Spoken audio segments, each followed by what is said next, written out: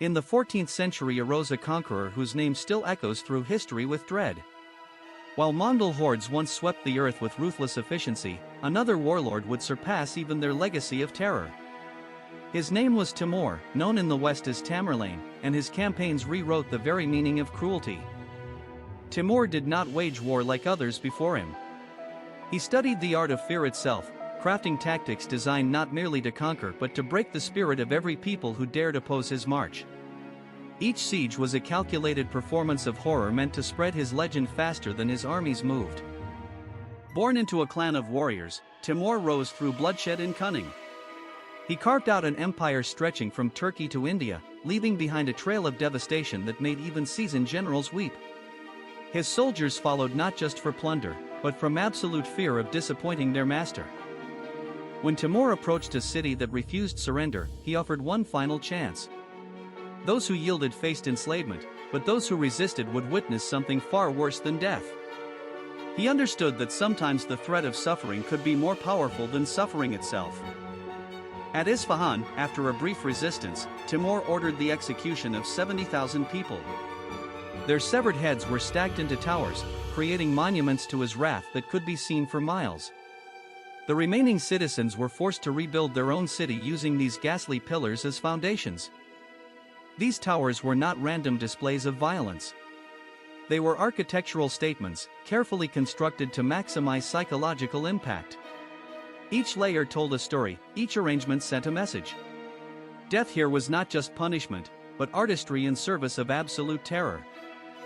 Timur's methods went beyond mere slaughter. He turned entire populations into witnesses of their own destruction. Families were forced to watch neighbors perish before meeting their own fate. The lucky ones were taken as slaves, branded with his mark, scattered across his growing empire. Those spared death carried permanent reminders of their subjugation. Branded like cattle, they became living proof of Timur's power. Their presence in distant lands served as warnings to others who might consider resistance. Even in defeat, they continued to spread his legend of merciless conquest. Timur's wrath extended beyond people to knowledge itself. Libraries were destroyed, scholars executed, entire centers of learning reduced to ash. He understood that breaking a civilization required more than killing its soldiers. One had to erase its memory, its wisdom, its very identity. As Timur's forces moved toward Damascus, word of Isfahan's fate spread like wildfire. Cities that had prepared for battle suddenly surrendered without a fight. The mere sight of his banners on the horizon was enough to make brave men abandon their posts and flee in terror. Damascus trembled not from the approaching army but from the silence that preceded them. No war cries, no trumpets, only the thunder of hooves and the whisper of death carried on the wind. The people had seen what happened to those who resisted. They knew better now. Timur watched from afar as the gates of Damascus opened. He did not rush. Let them wait. Let them feel the weight of his patience. Victory without bloodshed pleased him more than conquest drenched in slaughter. It proved his legend grew faster than his army. The governor sent his most trusted aide with the city's keys and treasures. Gold, jewels, ancient manuscripts, all laid at Timur's feet. The man's hands shook as he spoke blessings and pleaded for mercy. Timur accepted the gifts but offered no promises. In his camp, Timur studied battle plans for cities yet to fall. His commanders debated routes and tactics, but he already knew the outcome. Resistance meant ruin, surrender meant survival. Either path led to the same end. Only the cost in lives would differ. In the shadows of Damascus, the learned still tried to preserve what they could. A scholar buried texts in hidden chambers, whispering prayers over books that held centuries of wisdom.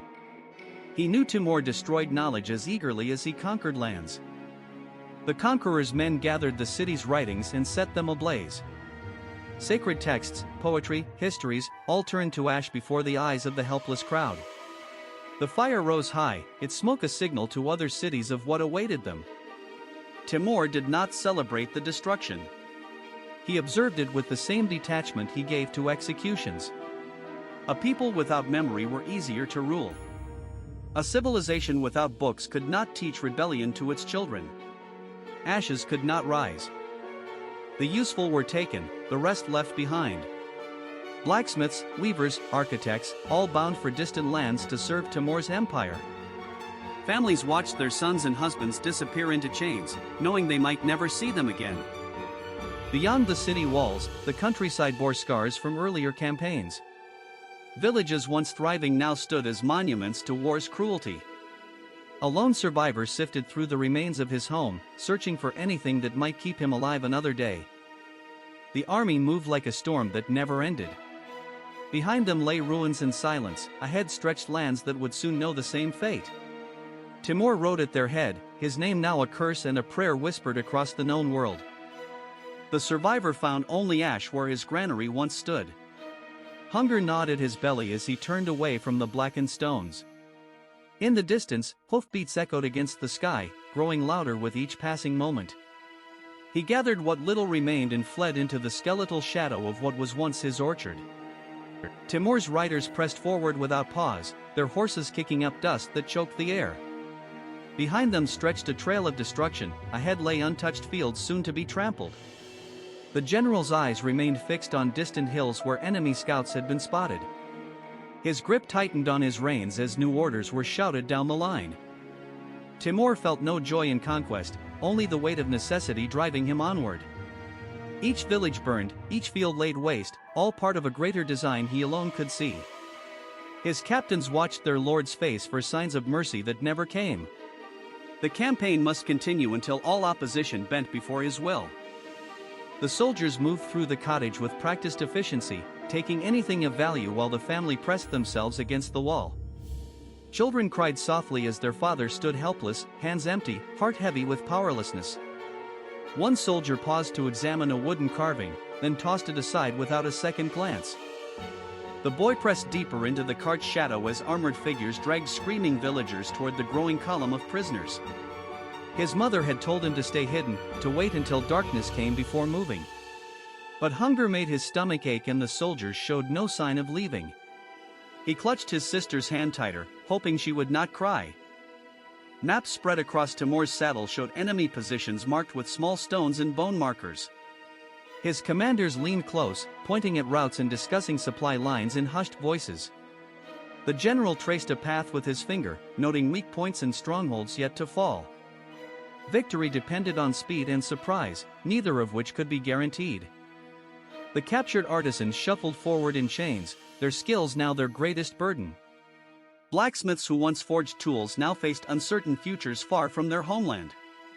Guards rode alongside them, ensuring none attempted escape. Among the prisoners an elderly weaver stumbled, earning a sharp blow from his escort before being dragged back upright.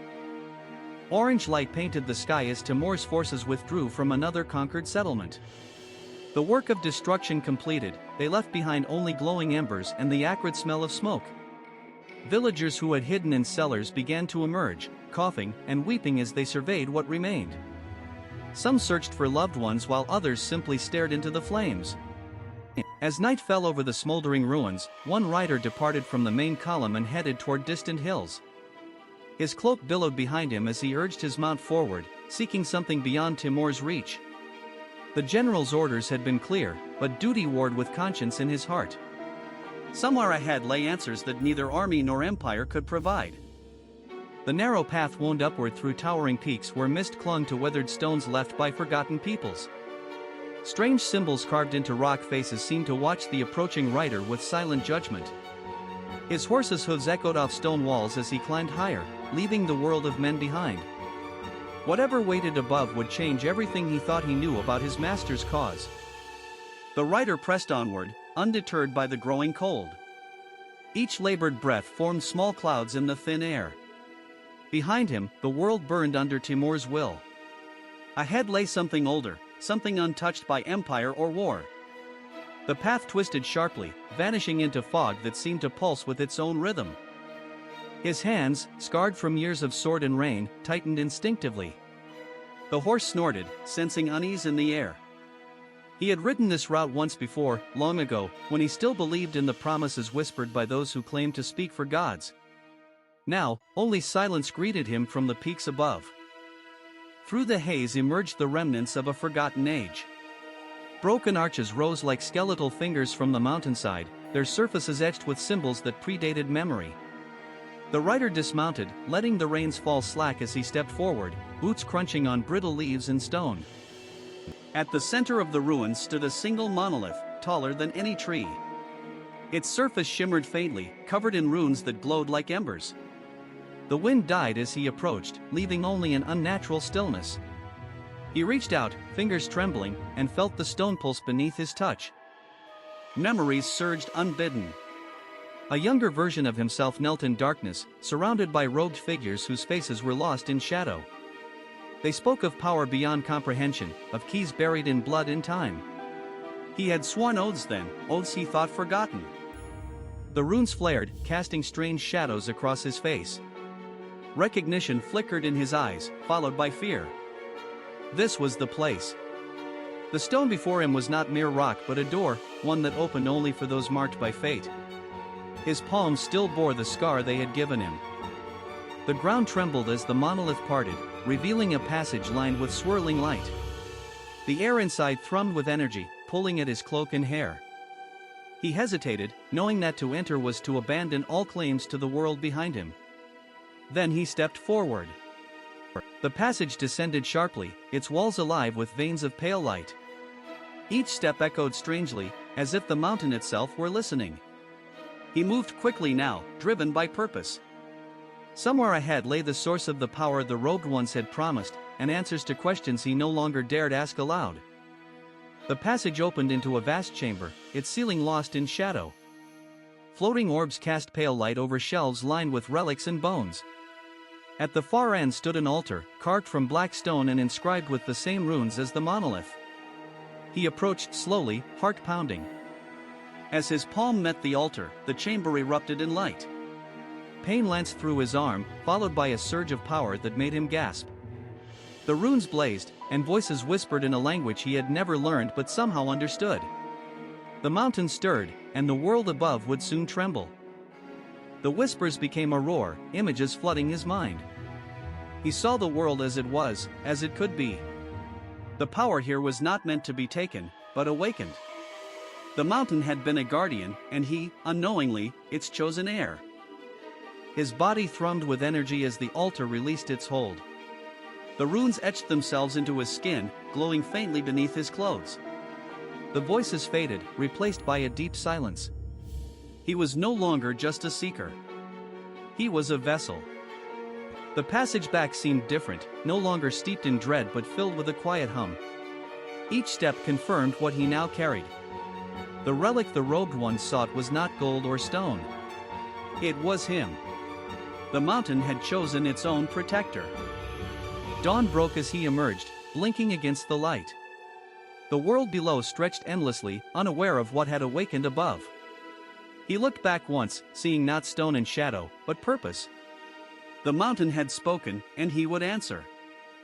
He walked the ridge with steady steps, no longer searching. The power within him pulsed gently, a reminder of what he now bore. Behind, the mountain stood silent. Ahead, the world waited. He had found more than answers. He had found his calling.